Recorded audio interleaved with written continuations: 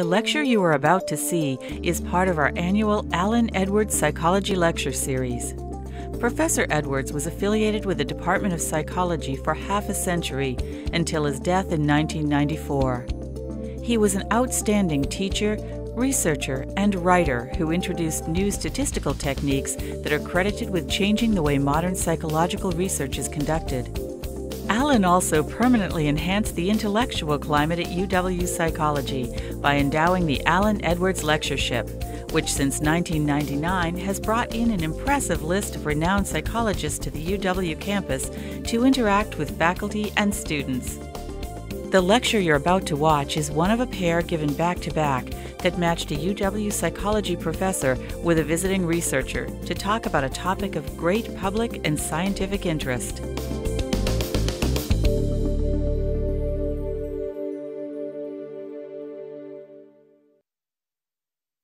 So good evening. I'm Sherry Mizumori. I'm the chair of the psychology department here at the University of Washington.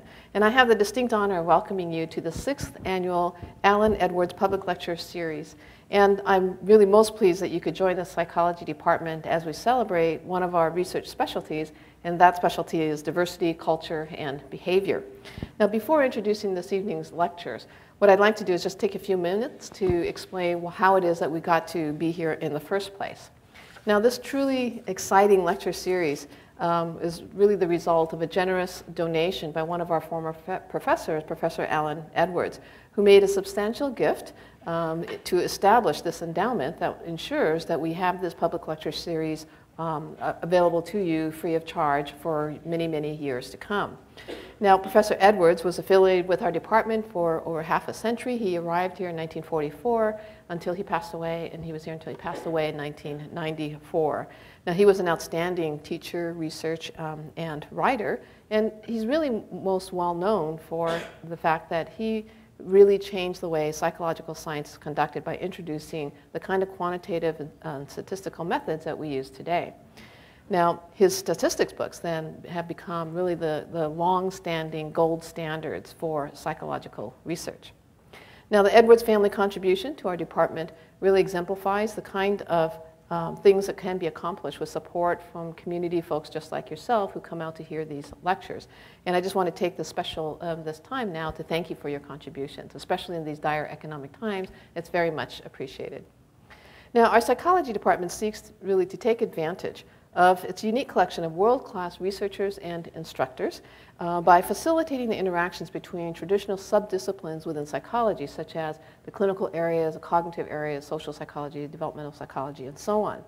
And what we aim to do is to foster a dynamic and really vibrant synergy that leads to innovative solutions to large societal problems. Now, this year's focus on diversity, culture, and behavior exemplifies our department's unique type of interdisciplinary and comprehensive research programs. And in this case, it illustrates the use of innovative behavioral assessment, some neuroscience methods, social and developmental theories, all applied to advance our understanding of the influence of diverse perspectives and cultural variations and variables on psychological well-being and decision-making. So you'll see that by taking such a comprehensive approach, that we'll be able to maximize and come up with theories that will maximize individual as well as societal productivity. Now, tonight, we are very fortunate to have some world experts on the topic here. And our next speaker is Linda Tropp. She is an associate professor of psychology and director of the Psychology of Peace and Violence program at the University of Massachusetts at Amherst. Prior to that, she was an assistant professor at Boston College. Now, from early on, Dr. Tropp has received recognition for her research on social inclusion and intergroup relations. She received the Erickson Early Career Award from the International Society of Political Psychology, the McKeechee Early Career Award from the Society for the Teaching of Psychology, and the Allport Intergroup Relations Prize from the Society for the Psychological Study of Social Issues. Now, Dr. Tropp is a fellow also of many prestigious organizations, professional organizations such as the American Psychological Association, the Society of Experimental Social Psychology, and the Society for the Psychological Study of Social Issues. Now, Dr. Tropp has collaborated with national organizations to present social science evidence in U.S. Supreme Court cases on racial desegregation, on work on state initiatives designed to improve interracial relations in schools, and she's partnered with various non-governmental organizations to evaluate applied programs designed to reduce racial and ethnic conflict. She's had a couple of books come out, one recently and one is forthcoming. The one that has just come out is entitled Moving Beyond Prejudice Reduction, Pathways to Positive Intergroup Relations. And one that is forthcoming, it should be out soon, is called When Groups Meet, The Dynamics of Intergroup Contact. So again, thank you, Dr. Tropp, for being with us tonight, and I look forward to your talk.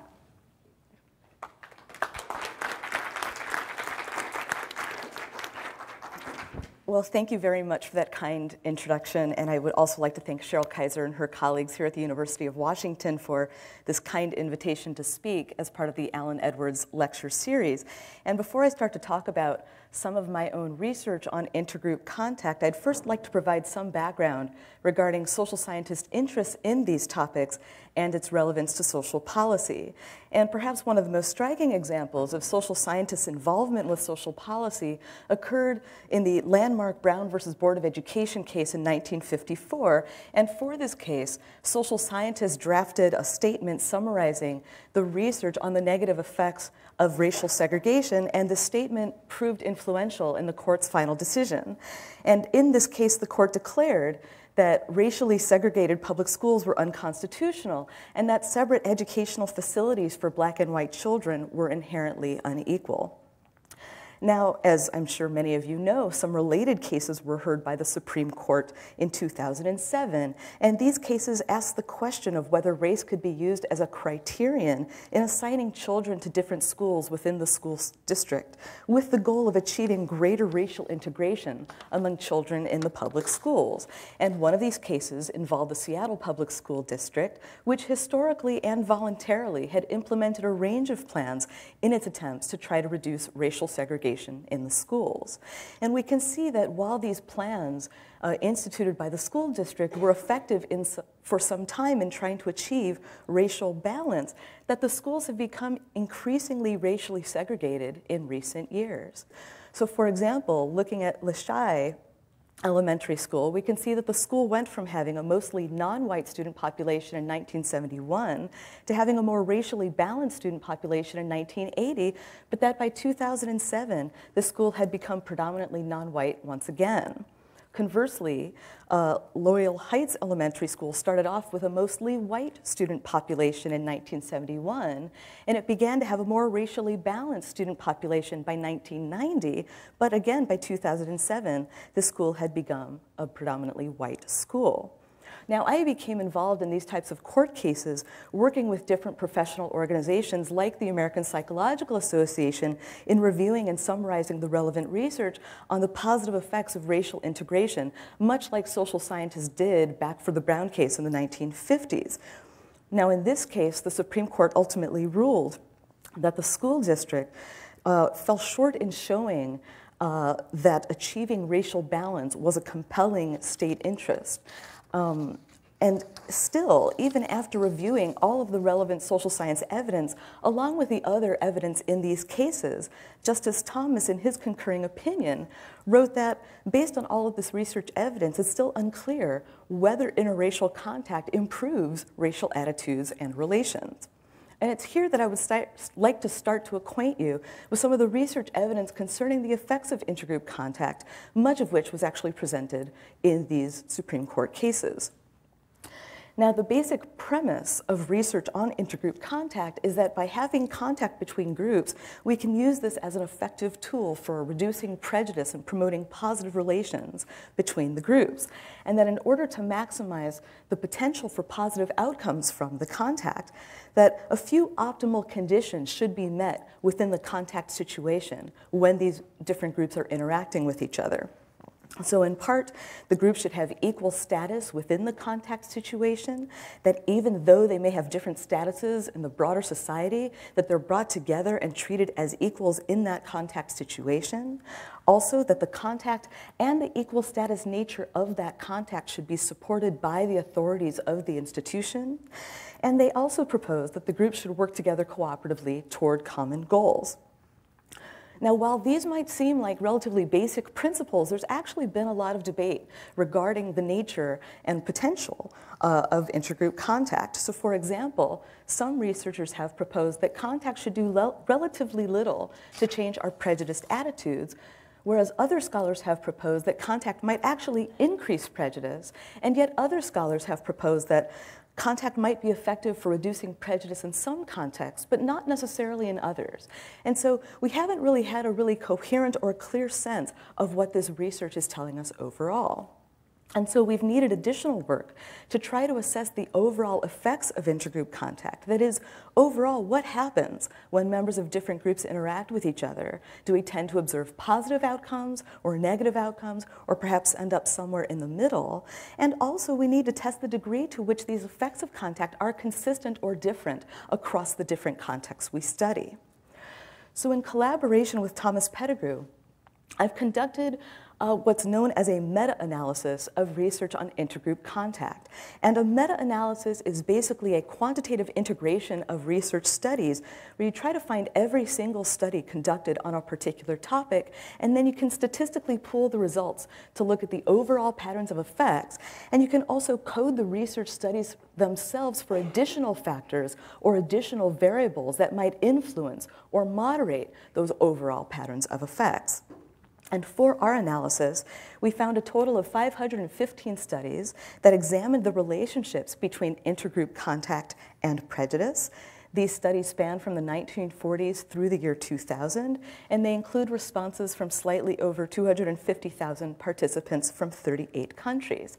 Now, I should also mention that participants in these studies came from many different age groups, different target groups, and that they had contacted many different types of contact settings. I also want to clarify that for the purposes of our analysis, the data in these studies had to be assessed at the level of individuals so that we can examine individual changes in prejudice in relation to their own personal contact experiences with members of other groups. And so here we're including only those studies that actually look at face-to-face interactions between members of different groups. They could either be reported by the participants themselves, or they could be observed by researchers in different types of contact settings. But this is important for us to note because as compared to other fields, such as perhaps sociology or political science, contact in those fields may oftentimes be defined in terms of proportions or percentages of a school or a neighborhood that consists of members of different groups. And here, what we want to know is whether people in those schools or in those neighborhoods are actually experiencing face-to-face interactions or direct contact experiences with members of other groups. Now, we're representing these effects as correlations between contact and prejudice, following the hypothesis that greater contact would be associated with less prejudice, so these variables are moving in opposite directions. And in looking at these effects, we wanted to address three central research questions. Overall, we wanted to see whether contact does tend to be associated with less prejudice. We also wanted to look at how consistent these effects are, or are there certain factors that might make contact effects relatively stronger or weaker? And also we want to understand the processes through which contact might reduce prejudice. What is it about contact? How does contact actually lead to reduced prejudice? So to address our first general question of does contact reduce prejudice, our general answer to that general question appears to be yes, that overall greater levels of intergroup contact are typically associated with lower levels of intergroup prejudice. And this graph illustrates this general finding in our data, so I want to give you a sense of what you're looking at here. Each of the dots in this graph represents a single study of intergroup contact. So for dots that appear at the 0 point on the horizontal axis in the scale, that basically means that the study showed no meaningful relationship between contact and prejudice. But for those dots or those studies that appear between 0 and the negative end of the scale on the left-hand side of the graph, these studies are suggesting that greater contact is associated with lower prejudice. And that's why the numbers are negative here, because it's showing that inverse relationship, whereby greater contact is associated with less prejudice. Now you can see in this graph that most of the studies that we uncovered in our analysis actually showed this relationship, that greater contact is associated with less prejudice. And the average for these cases is represented by that red line in the middle of the graph, which showing that the mean relationship between contact and prejudice is a correlation coefficient of about -0.21. So it's a relatively modest correlation in terms of magnitude, but it's a highly consistent effect. And what you'll see is that it just fluctuates a little bit. It just becomes a bit stronger or weaker depending on other characteristics of the studies. And I'll be talking about some of those characteristics with you in a moment. But I also wanted to mention that a few of these cases are either near the 0 point or actually on the opposite end of the 0 point. And this suggests that there's at least a few cases in which contact did not reduce prejudice or may have actually served to increase prejudice. So this suggests to us that we need to think very carefully about how we implement contact programs so that we can maximize our chances of reducing prejudice from intergroup contact. Now, before I go ahead and describe more of the findings from our analysis, I first want to show you a sample graph so that you'll know how to interpret what you're looking at for most of the rest of the talk. So if we think about that red line that's representing the correlation coefficient of -0.21, I'm basically showing you that same effect here on this bar graph here. So that's showing the mean correlation such that greater contact is associated with less prejudice, with that average representing -0.21. So here, bars that appear near the 0 point basically mean that there's no meaningful relationship between contact and prejudice. Bars that move in a positive direction on the upper end of the scale would suggest that greater contact is associated with more prejudice. And those that appear on the negative end or the lower end of the scale suggest that greater contact is associated with less prejudice. So thinking about the role of intergroup contact, one of the first things we wanted to do was test the types of contact that people have and see whether that makes a difference in reducing prejudice. And we find that these types of contact do. So compared to this general contact effect that we've seen before, this mean effect of -0.21, what we find is that there are greater reductions in prejudice when the contact consists of friendships between the groups. And so this is an important reminder that not all types of contact are equal, and that relatively superficial forms of contact should do relatively little to change our attitudes. But the more that we're able to cultivate meaningful or close relationships, real friendships across group boundaries, the more likely it is that contact will be associated with reductions in prejudice.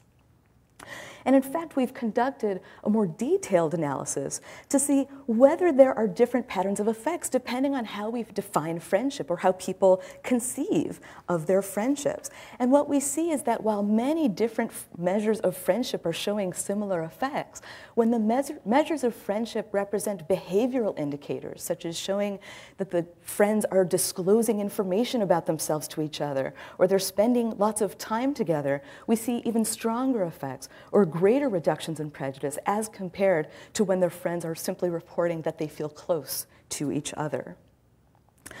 Now, in addition to focusing on friendship, we can also think about contact in terms of those optimal conditions that I talked about before, such as having equal status in the situation, supported by institutional authorities and norms, and working cooperatively toward common goals. And what we find is that compared to the overall effect, when the contact situation is structured in line with these optimal conditions, again, we tend to see greater reductions in prejudice resulting from the contact. And importantly, we also find stronger effects of contact when the contact studies themselves use more rigorous research methods. And so I just want to give you a couple of examples of what we mean by rigorous methods or measurement quality. So as one example, we coded for the type of study or the design of the study that was conducted. And what we find is that we tend to observe stronger effects when the design of the study is a controlled experiment where we can actually test for the effects of contact on prejudice as compared to survey studies or studies that were conducted in natural settings. We also looked at the reliability of the measures used to assess contact and prejudice. And I'm just going to use the contact measures as an example.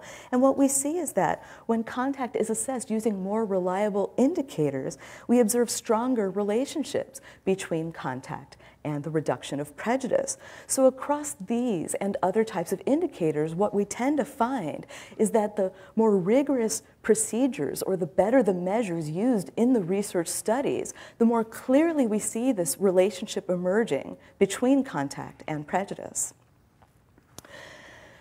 Now, so far we've addressed some methodological issues that might influence or moderate this contact-prejudice relationship. But there's another issue that we need to address, and this pertains to the generalization of contact's effects, because it could be that the significant relationship we're observing is really limited to those studies that assess prejudice towards the individual outgroup members within the contact situation, or with whom the contact occurred, rather than extending beyond the contact situation to affect attitudes towards the outgroup as a whole. So we conducted an additional analysis to examine this issue, and for this analysis, we examined each test of the relationship between contact and prejudice, and we coded these tests to see whether the prejudice outcome assessed prejudice towards the individual outgroup members within the contact situation, or with whom the contact occurred, or whether it extended beyond the contact situation to address attitudes towards the outgroup as a whole. And what we find is that overall, the effects for prejudice towards the outgroup as a whole do not significantly differ from the effects for prejudice towards the individual outgroup members within that contact situation, suggesting that the effects of contact can, in fact, generalize. Now, we also considered the issue of choice and whether participants were free to choose about whether they engaged in the contact. And here what we find is that greater intergroup contact is typically associated with less prejudice, regardless of whether participants freely chose to engage in the contact or not. And so this is suggesting that self-selection, or individuals' decisions about whether to or to not engage in contact with other groups, is not a sufficient explanation for the positive effects that we're observing here. So then we wanted to examine whether there might be other types of contextual variability, such that we might observe positive effects of contact in some contexts, but not necessarily in others. And so we examined this issue in a variety of ways, and I just want to give you a few brief examples. So as one example, we looked at the types of groups that were actually involved in the contact. And overall, what we see is that greater contact is typically associated with less prejudice across many different types of groups, involving racial and ethnic groups, along with many other groups, such as involving sexual orientation, or physical or mental disabilities, or mental illness. And we do observe somewhat stronger relationships between contact and prejudice, between straights and gays, or between homosexuals and heterosexuals. So for these groups, having contact is especially likely to promote reductions in prejudice, but still we see a pretty consistent trend across all of these different groups that greater contact is associated with lower levels of prejudice. We also see similar patterns of results when we look at studies from different geographical areas, and we find generally that greater intergroup contact is associated with less prejudice in many different parts of the world. We also find that greater contact is typically associated with less prejudice among people from different age groups, ranging from children and adolescents to college students and adults. And we also find that greater contact is associated with less prejudice across many different types of contact settings. So whether people come into contact in schools, or in the workplace, or in their residential areas and neighborhoods. And we do see particularly strong effects of contact in recreational and laboratory settings, but still we see consistently strong effects of contact also in organizational or work settings, educational settings, and in residential settings. So here I want to just go back for a moment to that quote from Justice Thomas regarding the Seattle and parents involved cases, where he states that it's unclear whether increased interracial contact actually improves interracial attitudes and relations. And so particularly to address this issue, I wanted to share with you a separate analysis that I conducted looking only at the child and adolescent samples in school settings. So here I'm looking specifically at the effects of contact for children and adolescents in school settings.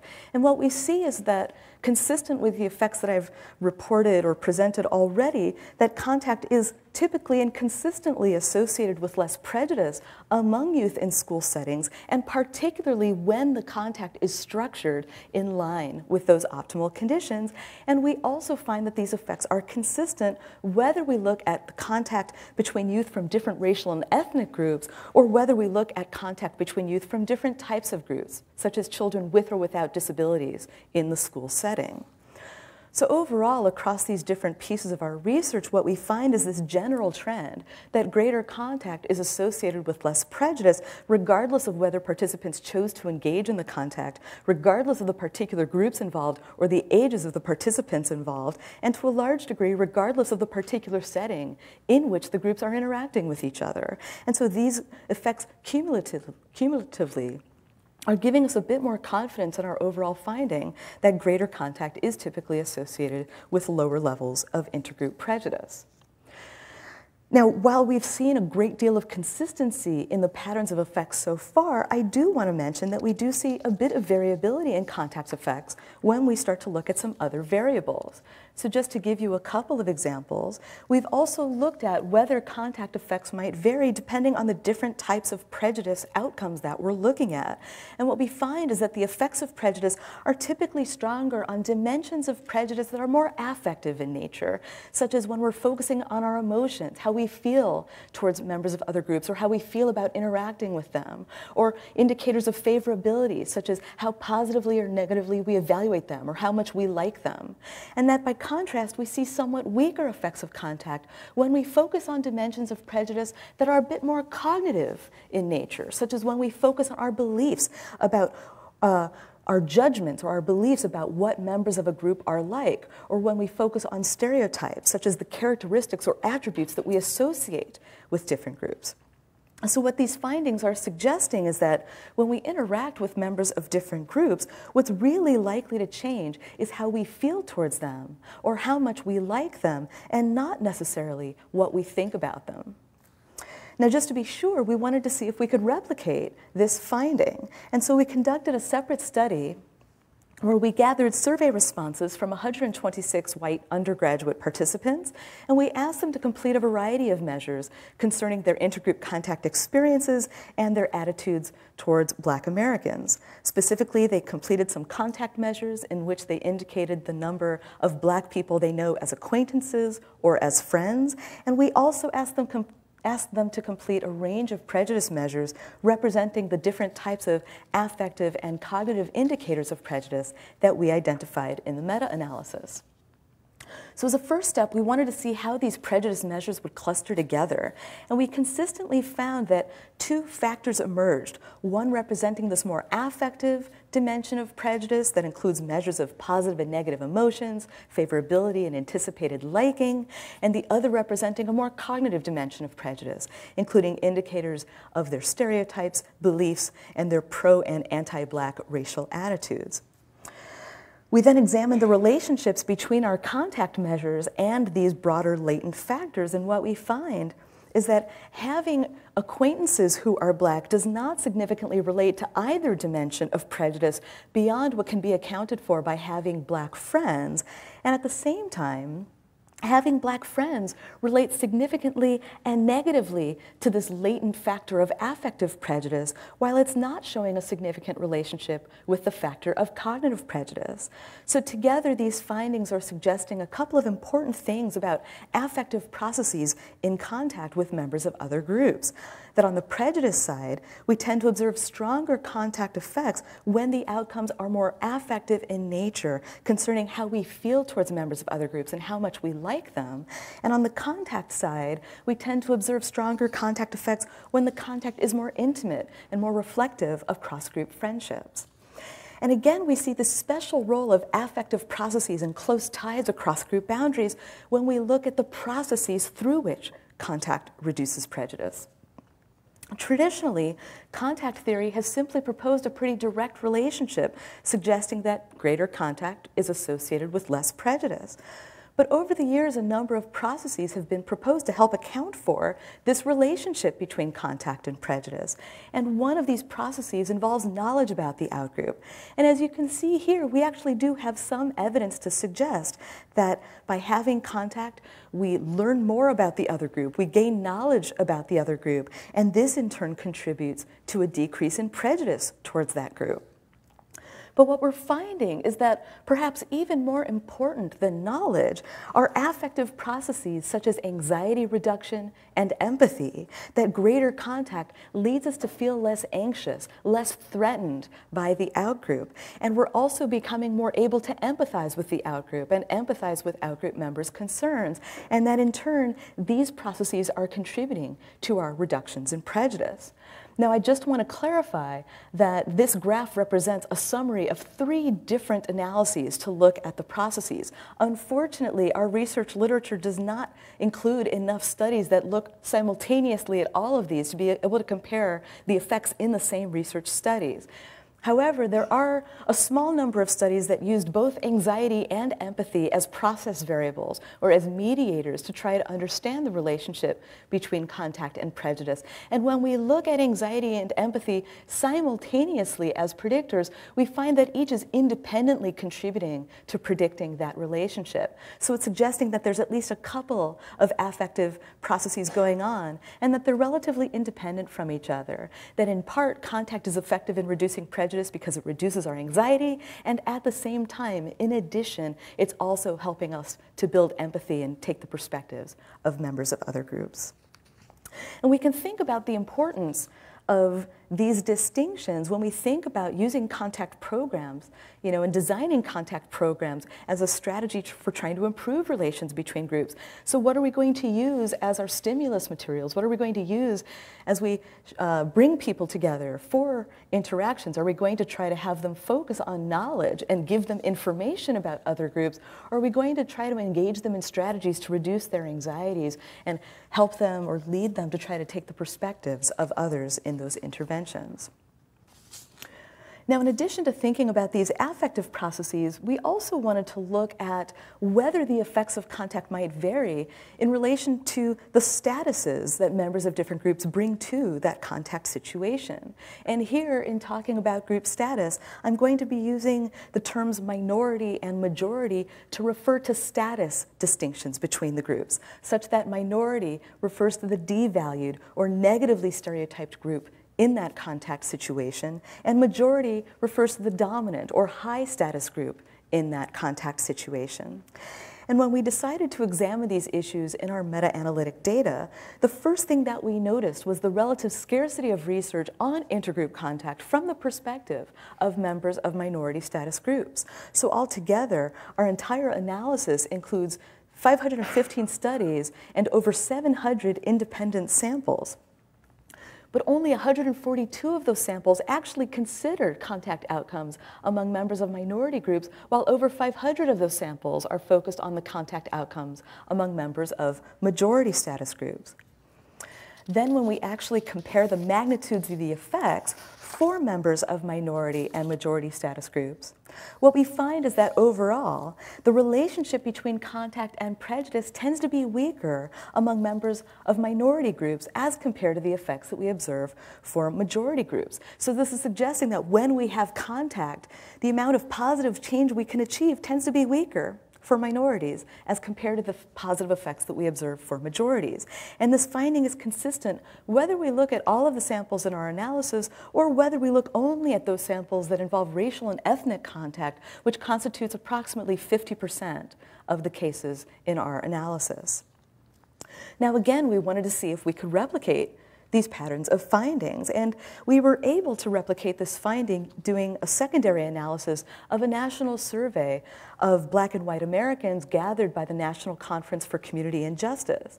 And so we see when we're looking at all respondents together that there is this overall relationship between contact and a measure included in the survey of intergroup closeness, or how close we feel to that group as a whole. So similar to what we find in the meta-analysis, we find this overall relationship between contact and attitudes. But we also find that the relationship is substantially weaker among the Black American respondents in the sample compared to the white American respondents. And this is the case whether we simply look at the correlation between those two variables, just the relationship between having contact and feeling close to the other group, or whether we look at the partial correlation, where we actually control for a range of demographic variables such as gender, age, political ideology, level of education, and socioeconomic status. Now, since this type of research, we and other scholars have been examining a number of ways in which members of different status groups might show different patterns of responses to intergroup contact. And in particular, we've started to observe some really interesting and important paradoxical findings regarding the effects of contact among members of racial, minority, and majority groups. That on the one hand, as I've already discussed, positive contact effects tend to be weaker among members of minority groups compared to the effects that we observe for majority groups. But at the same time, there's research to suggest that when minorities do have positive contact experience with majorities, those positive contact experiences can lead minority group members to perceive less discrimination against their racial group. And this could in turn undermine their willingness and efforts to work towards social change to actually eliminate racial discrimination. And just to give you one example from these findings, here you can see an example from one of our surveys of Black South Africans, which shows that having positive contact experiences with whites is associated with lower perceptions of racial discrimination towards themselves as individuals at the personal level, as well as lower perceptions of discrimination against Black South Africans as a whole, or against their group as a whole. Now, on the other hand, though, what we find among our white South Africans is that having positive contact experiences with Blacks leads to greater support for policies that would reduce racial discrimination. And here you can see some results from our white South African sample showing that greater contact and more positive contact experiences with Black South Africans is associated with less opposition to race-based policies, such as compensatory policies that would include training and education programs to promote Black advancement, as well as preferential policies, which be more akin to affirmative action programs like what we have in the US, but in some case, actually showing preferential treatment where Blacks would explicitly be selected over whites. And we find this trend that for whites, positive contact is associated with less opposition to these types of policies, even after we control for many common predictors of opposition to race-based policies, such as their initial prejudices towards Blacks in South Africa, as well as their perceptions of threat that Blacks are taking away jobs that they perhaps should have. So just to briefly sum up findings from these pieces of research, overall, and consistent with the history of intergroup contact theory and research, we find that greater intergroup contact is typically associated with lower levels of intergroup prejudice, and we find this across a wide range of groups and contexts. And we're especially likely to find these positive effects of contact when the contact occurs under optimal conditions, when the contact takes the form of cross-group friendship, and when affective dimensions, such as how we feel towards members of other groups, are really the focus of the change. But we also have to recognize that not all contact experiences are positive, and that members of different status groups may show quite different responses to contact, such that we may improve intergroup relations on the one hand, but we may risk undermining efforts to promote equality. And so as we consider using contact through programs and interventions to promote greater racial integration, we need to think about how contact can be dually effective in, on the one hand, promoting positive relations between the groups and improving their attitudes, but at the same time, attending to the needs and the interests of all the groups involved. Now, as we think about all of these issues, we might think about a number of ways in which we can use this type of work and other work that's been presented in this series to inform social policy. So I just want to take a couple of moments to describe a variety of ways in which we can think about making our research relevant to issues of racial integration as well as to a variety of social issues. And I'm just going to briefly refer to a few examples based on my own experience. So one example, as I Cheryl have talked about, is we can think about different ways of disseminating our research or to translate our work for policymakers. And one example of this is when I was asked by these professional organizations to try to summarize and review the state of the research literature on intergroup relations so that they could develop amicus briefs for the Supreme Court cases involving race-based policies in schools. But we can also think about ways of publicizing our research findings more broadly through media outlets, such as through interviews with reporters when we're asked to comment on current events, and talking about the ways in which our research findings are relevant to what's happening in the world around us. We can also develop research based on more policy-relevant questions, and a colleague and I are currently working with a policy organization to see how audience members respond to media messages and whether we can change their responses to media messages in relation to how we make them aware of their own racial prejudices and how we can encourage them to respond in ways that are interested in changing their attitudes rather than simply responding defensively. Now, we can also apply our research findings to community partnerships.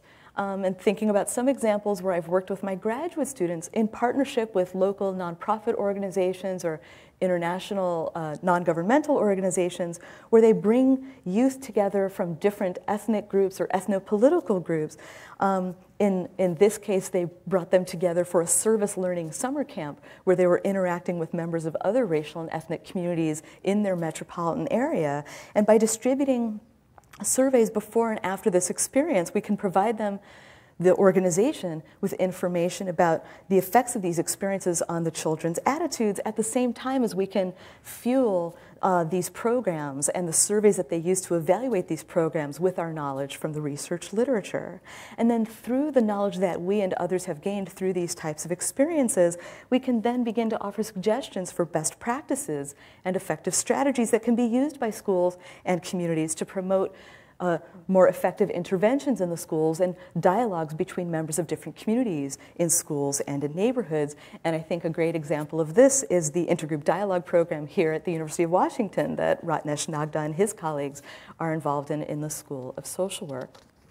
So these are just a few examples of some ways in which our research that we've uncovered on intergroup contact, but more broadly thinking about the role that social science research can play in informing our responses to social issues, that all of this work suggests that whatever our interests are or wherever our interests may lie, there are a variety of strategies that we can use to try to promote positive relations and promote greater and more effective strategies for social integration among members of diverse racial and ethnic groups. So again, if you have questions, if you wouldn't mind moving to the microphones over there or over here, that would be great. Looks like we have a question right up, so why don't we go ahead? Thanks for your talk. I was just wondering about the idea of negative contact. Mm-hmm. So even if the contact occurs in like an institutionally supported setting between like equals within that context, mm-hmm. How did you know within those meta-analysis studies that the contact actually was a positive experience? Mm-hmm. What if it was a negative contact? Would you expect all the reverse patterns to emerge? Or? I think that's a great question. And in fact, most of the research literature has been making the assumption that we can use contact as a positive strategy to try to improve relations between the groups. And as I started to study contact, and particularly thinking about the potentially divergent experiences of contact among members of different status groups, I became particularly interested in focusing on experiences with discrimination and recognizing just the reality that not all contact is positive. And I think only now is our research literature really starting to focus on that.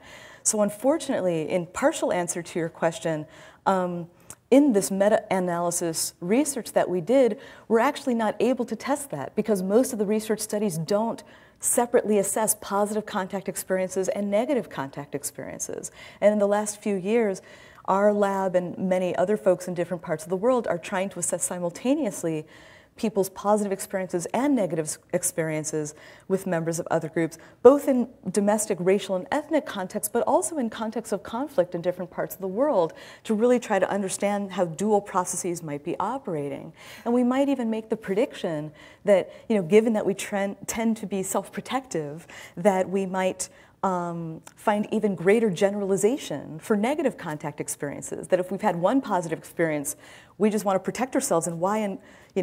why should we expose ourselves to that type of treatment again? And it might be even harder to achieve positive outcomes once we've had those negative experiences. And in fact, in some other research that I've done, in part from that national sample of Black and white Americans, I actually can show that perceptions of racial discrimination moderate the contact-prejudice relationship in different ways for Blacks and whites. That when Blacks perceive a great deal of discrimination, you see no significant effective contact. Whereas if they perceive low levels of discrimination, then you still see that contact is associated with more positive attitudes.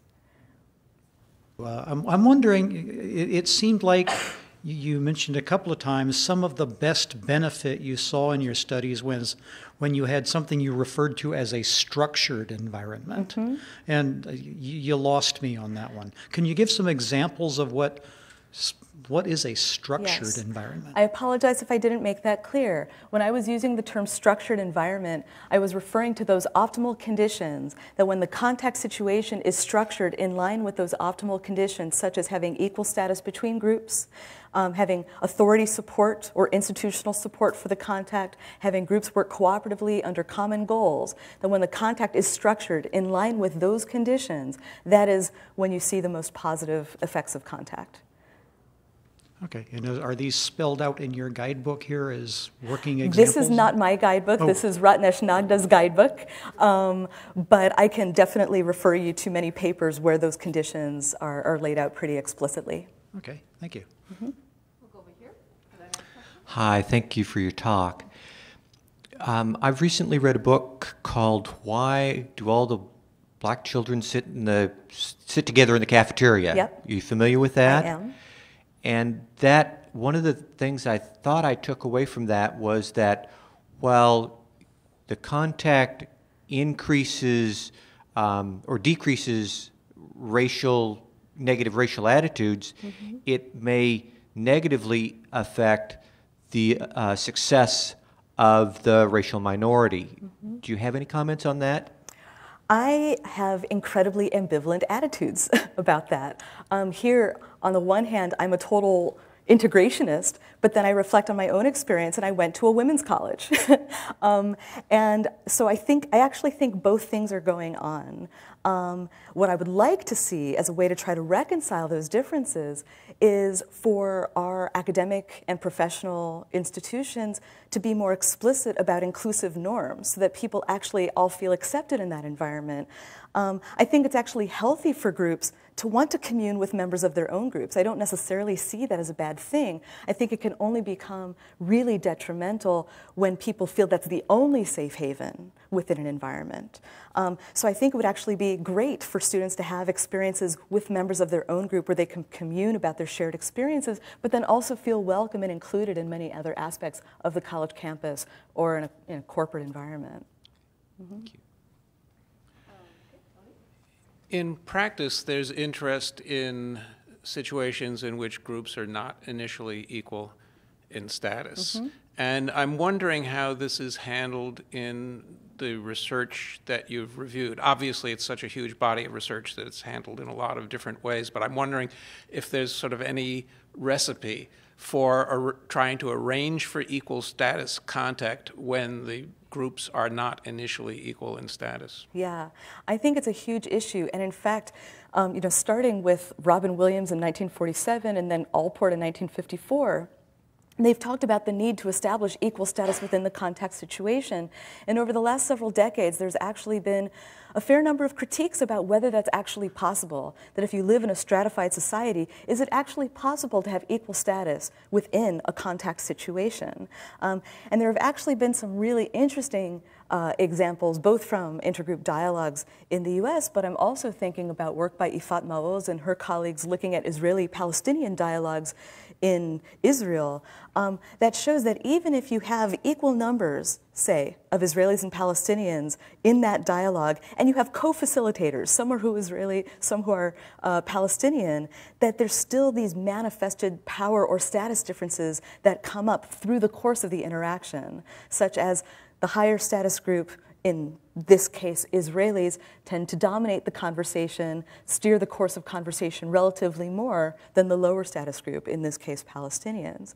So So I think, and actually Ratnesh Nagda and I, sorry to refer to you so much, but I think it's really relevant. We were actually talking about some of these issues earlier today, that we actually need to bring in, as part of the contact, discussion and recognition and open acknowledgement of those status inequalities. Hold people accountable for paying attention to those dynamics as they interact with each other. And what's really challenging about that, for many reasons, but one of the reasons is that that is likely to make people very self-conscious or very anxious or want to withdraw or avoid those types of situations. And so what I think we need to do is develop strategies such as instructions or guidance so that they feel safe enough to be themselves, but also feel accountable or responsible enough to the other people in that dialogue or in that environment. And it's a really hard thing to do, to try to get people to think simultaneously, reflecting on their own experiences and being open to listening to others. I think that's a real challenge, but I think that's really what we need to do. Thanks. Really quickly, I'm interested in the differences that you found of intergroup contact on the affective and cognitive components. And I'm wondering if there were any patterns that emerged in the meta-analysis that you did that suggested that certain strategies or approaches had kind of increasing effect on cognitive components, because I remember that was the weaker effect that was demonstrated overall. Yeah, unfortunately, the level of detail in describing the nature of the contact in these studies was lacking. We actually tried to code for additional variables, such as what did people actually do during the contact? And unfortunately, we could not reliably code those. Even such simple things as, was it a social interaction? Was it a task interaction? There just oftentimes wasn't enough detail provided. My intuitive sense, though, is that whereas friendship or kind of close, intimate contact is what really drives these positive effects on more affective or emotional dimensions, that maybe it's exposure to multiple exemplars, multiple examples of outgroup members in different types of settings, that whether it's intimate or not, that would broaden the heterogeneity or broaden your view of the group as a whole, that would create more flexibility perhaps in your cognitive representations of those groups. But as far as I know, that has not been directly tested, but that's where I would go if I were headed in that direction. Yep. Thank you. Thank you for the very exciting lecture, and lots of ideas floating around now. Lots to do. Thanks.